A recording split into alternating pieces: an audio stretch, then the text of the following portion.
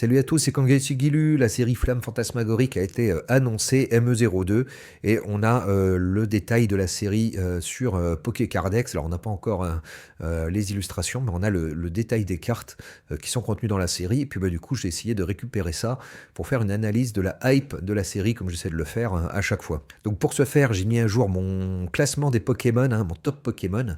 Ça, c'était le classement qui avait le précédent classement que j'avais publié. Et là, c'est les mises à jour avec les nouveaux prix, les nouvelles cartes qui sont apparues entre-temps, notamment dans ME01. Et on voit qu'il y a certains classements qui ont évolué. On voit par exemple le Mew a monté un petit peu. On voit que Groudon a monté un petit peu. Qu'est-ce qu'on peut regarder là? Par exemple, alors, il y a Salamèche qui a monté très fort. Qu'est-ce qu'on a vu? Hop, hop, hop. Alors, par contre, oui, il y a Pyrax qui est apparu super bien classé. Donc ça, à mon avis, ça c'est rapport aux cartes Foudre Noire qui valent très cher. Voilà, bon, il y a quelques faux positifs. Typiquement celui-là, à mon avis, il faudra peut-être que je réajuste. Mais bon, globalement, voilà, on a le classement des Pokémon, de height des Pokémon qui a été mis à jour. Les données bougent un peu, mais c'est pas non plus complètement dingo. On voit le NT là, qui est bien monté, là, qui est passé de 0,85 à 2,78. Ce qui est logique, c'est plutôt un Pokémon populaire. C'est bizarre qu'il soit aussi bas avant. Voilà, on voit un peu le coup l'évolution comme ça de la hype des différents Pokémon. Et à partir de ces scores de hype, je calcule en fait la hype des différentes séries. Donc je prends, pour calculer la hype des différentes séries, je prends la hype moyenne des raretés de type, que je dise pas de bêtises, donc les full art, je les prends en coefficient 0,4, les AR coefficient 1,1 et les alternatives coefficient 1,5. Et je rajoute en plus à ça, du coup, à ce coefficient que j'obtiens, un bonus pour le fait qu'il y ait des cartes ultra rares, et bonus qui est calculé en fonction du prix des cartes moyennes, la moyenne des cartes ultra rares, parce que ça crée une hype supplémentaire.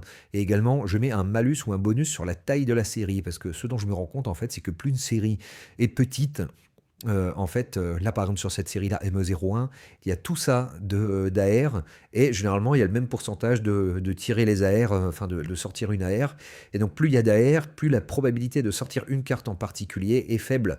C'est ce qu'on a pu voir d'ailleurs sur Foudre Noire, Flamme Blanche, où le nombre d'AR est juste dingo, et du coup la probabilité d'en avoir une en particulier est faible, et donc chacune des cartes vaut plus cher, parce qu'elles sont plus rares.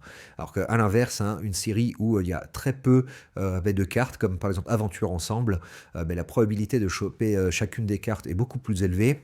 Et donc, du coup, chacune des cartes est plus nombreuse sur le marché et donc vaut moins cher. Ce qu'on a pu constater d'ailleurs sur les prix d'Aventure Ensemble qui sont très bas. Donc, globalement, plus une série est pauvre en cartes, moins il y en a de nombreuses dans la série, plus la série, moins la série sera intéressante. Et c'est vraiment ce qu'on a pu constater sur Aventure Ensemble. C'est un paramètre que je prenais pas en compte. Et je pense qu'il faut vraiment l'intégrer. Vous voyez, sur Fable Nébuleuse, on va avoir un malus de 17%, parce que la série est vraiment faible. Mais pareil, sur Couronne Stellaire, on va avoir un malus de 20% ici, du fait qu'il y a très peu de cartes en fait dans la série. Voilà. Et à l'inverse, des séries où on va avoir beaucoup de cartes, elles vont avoir plutôt un bonus. Vous voyez, par exemple, Faille Paradox, voilà, va plutôt avoir un bonus, puisque chacune des cartes va être plus rare, et donc elle vaudra plus cher. Vous voyez par exemple Flamme Obsidienne, la série est très courte et donc il y a un malus de 20%. Effectivement, on se rend compte que les cartes valent peu cher, même s'il y a des cartes avec une bonne hype, même le Drac au feu, là, il vaut pas spécialement cher. Donc voilà, c'est un paramètre que j'ai rajouté dans le calcul de la hype des séries. Et c'est parti, on va regarder du coup cette série ME02, Flamme Fantasmagorique. Alors j'ai mis des 0,7 en jaune pour tous les Pokémon où j'ai pas encore de data pour calculer une hype. Souvent c'est des Pokémon qui sont pas fifou, qui sont un peu random. Bon, j'ai mis une hype à 0,7 par défaut. Donc on est sur un score total de 120% d'après mon calcul, ce qui place ME2 en dessous de ME1. Et globalement, c'est quand même pas fifou. On voit, tout le monde annonce une série qui va être dingo, mais moi, c'est pas ce qui ressort de mes calculs. Alors, elle est correcte quand même. On n'est pas sur des scores de Couronne Stellaire ou de Fable Nébuleuse ou Mascarade Crépusculaire, mais c'est pas non plus la dinguerie. C'est pas 151 ou Destinée de Paldea. Voilà, c'est une série plutôt OK+, on va dire. Et donc, si je reprends mes calculs, d'ailleurs, j'avais dit que ME01 était OK+, et là, j'ai repris un peu mes calculs, et avec les prix des cartes qui sont sortis derrière, on voit qu'elle est quand même OK++, en fait, ME01. Et puis d'ailleurs, ça se voit sur le prix du scellé, qui, ben, honnêtement, est plutôt élevé, hein. Donc, une série qui est plutôt intéressante. Euh, et donc, voilà, si on regarde du coup sur ME02, on a quelque chose de OK+. Et quand on regarde en fait le détail de la série, on voit ben, qu'en fait, c'est beaucoup de Pokémon random. Il y a un petit Groudoudou AR, là, visiblement, et un Miaous qui intéresse, mais enfin, tout le reste, c'est quand même du random que personne connaît. Au niveau des foulards, bon, les foulards, on s'en moque un petit peu, elles comptent pas beaucoup dans la pondération. On a un petit Dracofeu et un Magirève, mais enfin, globalement, c'est quand même pas fou. Et au niveau des alternatives, c'est un peu la catastrophe. Il y a même un Mutisma, enfin, par exemple, le Pokémon lave-vaisselle et tondeuse, là, dont c'est vraiment le Pokémon, c'est le Pokémon de la honte, celui-là. Donc, à part le Dracofeu, en fait, il y a rien dans cette série. Donc, effectivement, il y a une carte fabuleuse. Dracofeu. Alors là, on n'a pas encore l'illustration euh, en français, mais on peut aller le chercher en japonais. Hop, c'était lequel? C'est ah oui, alors en plus, il y avait cette carte-là aussi qui est super intéressante, mais elle n'est pas dans la série. Elle va être dans la SPC Mega Dracofeu, donc elle est même pas dedans. Et voilà, bah, c'est cette carte-là qui est folle, hein. Celle-là, à mon avis, elle va valoir très très cher. Déjà en japonais, elle vaut très cher, hein, donc pour une carte, elle vaut plus de 500 euros, je crois, en japonais. Donc c'est quand même très rare qu'une carte en japonais vaille aussi cher. Les cartes sont généralement moins chères, donc il faut s'attendre à un prix vraiment fou en français. Donc pour moi, c'est vraiment une série qui va être tenue uniquement par cette seule carte qui va valoir très cher. Et tout le reste est quand même plutôt plus que passable.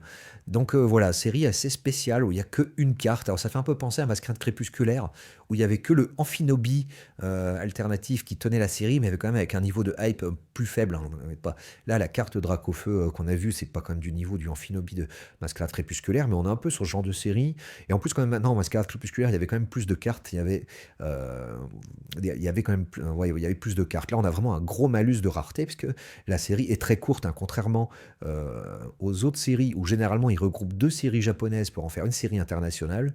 Là, il y a bien qu'une seule série japonaise qui est regroupée, c'est juste M2, alors que généralement ils prennent deux séries. Là, par exemple, sur le M01, il y avait M1L et M1S qui étaient sortis en même temps, mais du coup, ça faisait deux séries. Et là, il y a juste une série japonaise qui correspond à cette série internationale. Et donc, il n'y a que 80 cartes en gros dans la série. C'est vraiment une série très courte. Et ça, le peu de cartes, hein, ça va clairement pas aider à faire monter les prix, hein. Vous voyez, il y a 4 alternatives uniquement. Contrairement, par exemple, ici, si on regarde ME01, il y en avait 8. Donc, du coup, chacune des alternatives va être deux fois moins rare que les alternatives de ME01. Si on regarde Rivalité Destinée, là, c'est pareil, il y avait 8 alternatives. Donc, les alternatives de Rivalité Destinée sont deux fois plus rares, a priori, que celles de ME02. Enfin, la grosse louche, mais on est dans ces ordres de grandeur là. Donc, voilà, série assez particulière. Ça va être une sorte de retour d'évolution prismatique où, en gros, le seul but d'ouvrir, ça va être d'essayer de choper cette carte-là, comme dans l'évolution prismatique, on cherchait le Noctali. Quoique, en plus, dans l'évolution prismatique, il y a quand même d'autres cartes intéressantes. Mais voilà, quand on chope une alternative et qu'on a le Motisma, alors qu'à côté, on pourra avoir le Dracofeu qui va survaloir quelque chose comme un petit millier d'euros, on doit être un peu triste quand même, hein. Donc voilà, série très particulière. Moi, je pense pas que je vais énormément charger dessus. Je la trouve, j'y crois pas trop. Enfin, je la sens bizarre cette série parce que voilà, en dehors de cette carte-là, il y a vraiment rien dedans. Et j'ai peur que ça se passe pas bien. Surtout, voilà, série très courte, hein, ce qui est jamais très bon pour la valeur des cartes. Donc, je pense que je vais essayer d'aller chercher le TB, peut-être deux tripacks de chaque pour la collection. Voilà, puis si jamais je trouve des boosters sous plastique, je les prendrai, mais globalement, je vais pas charger énormément sur cette série. Je pense pas que ça va cartonner de fou. Par contre, ME01, vous voyez, hein, là, ça franchement, c'est plutôt bien marché. Alors, Foudre Noire Flamme Blanche, elle ressort à 120%, là, d'après mon classement.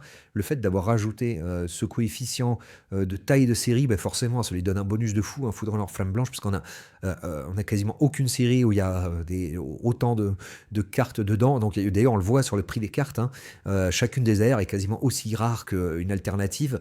Et donc, on voit des prix assez fous sur les AR. Et donc, moi, je pense que cette série-là, c'était vraiment la série qui va percer à terme parce que les cartes dedans valent cher et c'est une série super intéressante à ouvrir. Et pour l'instant, je pense que c'est pas encore bien dans le viseur des gens, mais Je pense que ça, c'est une série vraiment qui va cartonner à terme, du fait, en fait, de ce bonus de taille de série. Je pense que les gens n'ont pas forcément intégré ça, que les séries petites, en fait, du coup, les cartes valent moins cher. On avait vu ça notamment, c'était, que je dise pas de bêtises, je crois que c'était Destinée de Paldea, voilà, où il y a que 3 AR dans Destinée de Paldea, et donc ils sortent tout le temps.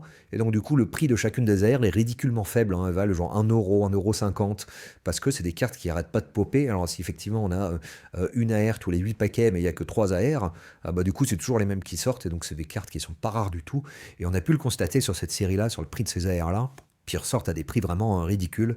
Donc voilà, le coefficient de taille, enfin la taille de la série, c'est vraiment quelque chose, à mon avis, qu'il faut prendre en compte dans la hype, le calcul de la hype. Et c'est ce qu'on voit derrière, je pense, dans les prix qui s'établissent. Et du coup, avec ce coefficient de taille de série, on voit qu'Aventure Ensemble ressort à 73%, et ce qui semble cohérent, du coup, avec les prix qu'on constate sur le marché d'Aventure Ensemble qui ne cesse de s'écrouler. Série qui, effectivement, on pensait qu'elle était pas mal, tout le monde dit qu'elle est pas mal et tout, mais effectivement, il y a des cartes plutôt sympathiques dedans, et encore quoique, voilà, bon, il y a un petit Reshiram à 1,33 ici, Articodin à 66. Voilà, on a un Zoroark à 2,31, mais non, en fait, non, elle est plutôt faible, hein. En vrai, il n'y a pas de très gros Pokémon qui poussent la série. Et en plus de ça, série qui a un malus de taille très important, du fait que voilà, il y a très peu de cartes. Je me demande d'ailleurs si le malus, je ne l'ai pas sous-estimé. Je me demande si le malus n'est pas plus important que ça dans la valeur de la série, sur des séries vraiment avec très peu de cartes. Donc voilà, c'était l'analyse en gros de la série ME02, plus cette histoire de bonus de taille de série. Je pense que c'est quelque chose à prendre en compte qui est intéressant, avec du coup ici sur ME02 un gros malus de taille de série, qui est peut-être, à mon avis, comme je vous le dis, sous-estimé. Donc série qui ressort à 120%. Donc voilà, à voir. Donc 120%, c'est quand même plutôt pas mal, hein, c'est au niveau de Foudre Noire, Flamme Blanche. Mais pour moi, c'est une série qui est portée uniquement par cette carte Dracofeu Zinzin qui va être dedans. Donc ça va être un peu une série du gamble. Voilà, à voir comment ça va évoluer. Série donc OK+, on va dire, sur ME02. Voilà, c'était Kangei Figilu. N'hésitez pas à mettre un petit pouce, à vous abonner à la chaîne. Moi, je vous dis à bientôt.